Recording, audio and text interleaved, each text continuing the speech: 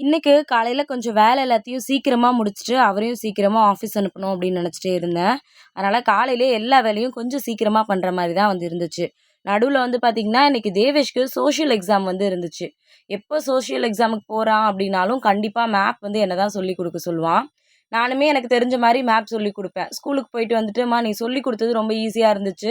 அதனால இன்னைக்கு மேப் வந்து நல்லபடியா பண்ணிட்டு வந்தேன்" அப்படின்னு சொல்லுவான். இது ஆனுவல் எக்ஸாம் வேற இல்ல. அதனால வந்து பார்த்தீங்கன்னா, காலையில ஒரு 5:00லாம் எந்திரிச்சு படிக்க ஆரம்பிச்சுட்டான். நானுமே என் வேலையெல்லாம் கொஞ்சம் கொஞ்சம் முடிச்சுட்டு, அதுக்கப்புறம் அவனுக்கு மேப் தான் வந்து சொல்லிக் குடுத்துட்டு இருந்தேன்.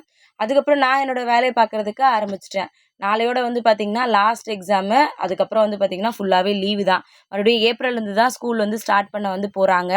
அதனால இந்த 2 எக்ஸாம் நல்லபடியா எழுதணும் அப்படின்னு சொல்லிட்டு, இப்பலாம் காலையில 4 மணிக்கெல்லாம் எழுப்புறதுக்கு ட்ரை பண்றேன். பட் வந்து பார்த்தீங்கன்னா, அவன் எந்திரிக்கிறதுக்கு மணி 5 ஆயிடுது. அட்லீஸ்ட் 1 ஹவர் படிச்சு முடிச்சுட்டு, அதுக்கப்புறம் சிலம்பம் கிளாஸ் போயிட்டு, அப்புறம் எக்ஸாம் எழுதுறதுக்கு வந்து ஸ்கூலுக்கு போறான்.